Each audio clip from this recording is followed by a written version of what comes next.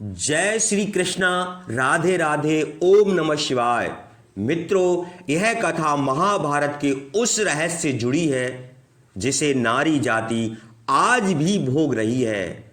आखिर धर्मराज युधिष्ठिर ने समस्त नारी जाति को श्राप क्यों दिया था? धर्मराज युधिष्ठिर अपनी देवी स्वरूपा माता कुंती को बहुत स्नेह करते थे, लेकिन ऐसा क्या कारण था जिससे उन्होंने माता कुंती को भी श्राप दिया था?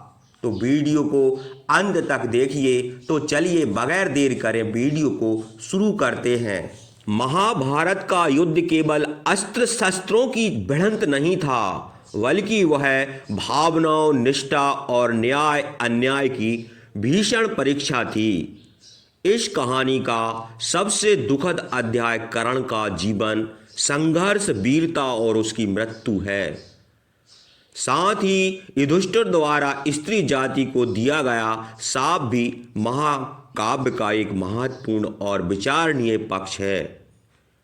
यह कथा आपको उस दौर में ले जाएगी जब युद्ध के बाद केवल मृत शरीर, टूटे हुए रथ, बिखरी हुई अस्त्र शस्त्र और विलाप करती स्त्रियां शेष बची थीं।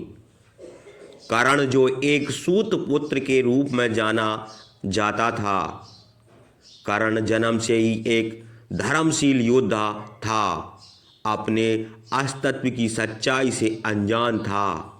वह महारथी था, लेकिन समाज में उसे कभी वह सम्मान नहीं मिला जिसका वह हकदार था। वह सूर्यदेव और कुंती का पुत्र था, लेकिन माता ने लोक लज्जा के कारण उसे त्याग दिया।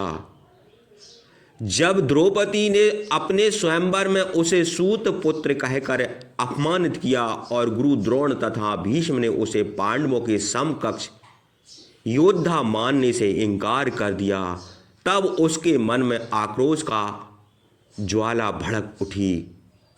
राजसभा में कृष्ण का सत्य उजागर करना। जब युद्ध शुरू होने वाला था तो श्री कृष्ण ने कर्ण को उसके जन्म का रहस्य बताया और कहा कि वह कुंती का पुत्र है। कृष्ण ने उसे पांडवों का साथ देने के लिए कहा, लेकिन कर्ण ने यह कहते हुए मना कर दिया कि उसने दुर्योधन की मित्रता स्वीकार कर ली है और अब उसे धोखा नहीं देगा। युद्ध के 17वें दिन अर्जुन और कर्ण आमने सामने आए। यह महाभारत का सबसे भयंकर युद्ध था। कर्ण ने अर्जुन को हराने के लिए अपना पूर्ण बल लगाया, लेकिन तभी उसके रथ का पहिया कीचड़ में फंस गया। कर्ण ने युद्ध नियमों का पालन करते हुए अर्जुन से कहा, मैं अभी निहत्था हूँ, जब तक मैं रथ का पहिया निकाल ना लूँ तब तक मुझ पर वार मत करना। युद्ध समाप्त हुआ। चारों ओर केवल शव पड़े थे। तभी कुंती ने अपने पुत्रों को बुलाया और रोते हुए कहा, कर्ण तुम्हारा बड़ा भाई था। यह सुनकर युधिष्ठिर स्तब्ध रह गए। उन्होंने महाभारत के सबसे बड़े सत्य को जान लिया। उन्हें लगा कि जो युद्ध उन्होंने धर्म के लिए लड़ा था, उसमें ही उन्होंने अपने सगे भाई को मार डाला। युधिष्ठिर को बड़ा गहरा घात पहुंचा। उसके मन में कुंती के प्रति आक्रोश जागा।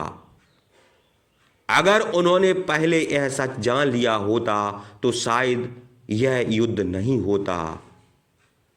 जब युधिष्ठिर ने देखा कि युद्ध के बाद केवल स्त्रियां ही विलाप कर रही हैं, माताएं, पत्नियां और बहनें अपने परिजनों की मृत्यु पर आंसू बहा रही थीं, तो उनका हृदय द्रवित हो गया। उन्होंने सोचा कि यदि स्त्रियां सत्य को छुपाकर न रखतीं तो यह त्रासद न होती।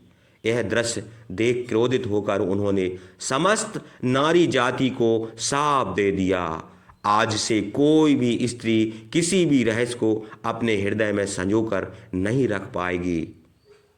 वह जो भी गूढ़ बात सुनेगी वह किसी न किसी को बता ही देगी। महाभारत केवल युद्ध की कथा नहीं बल्कि यह हमें यह सिखाती है कि निर्णयों का प्रभाव कितनी दूर तक जाता है। कर्ण का जीवन यह दिखाता है कि समाज कैसे किसी व्यक्ति को उसकी जाति और जन्म के आधार पर आंकता है। युधिष्ठिर का शाप यह दिखाता है कि क्रोध और दुख में लिए गए निर्णय कितने घातक हो जाते हैं। और सबसे बड़ी सीख यह है कि सत्य को छुपाना कई बार विनाशकारी परिणाम ला सकता है। महाभारत केवल अतीत की कथा नहीं है, यह आज भी हमारे समाज, राजनीति, रिश्तों और नैतिकता पर गहरा प्रभाव डालता है। अगर आपको यह वीडियो पसंद आया हो तो लाइक करें और हमारे चैनल को सब्सक्राइब करना ना भूलें।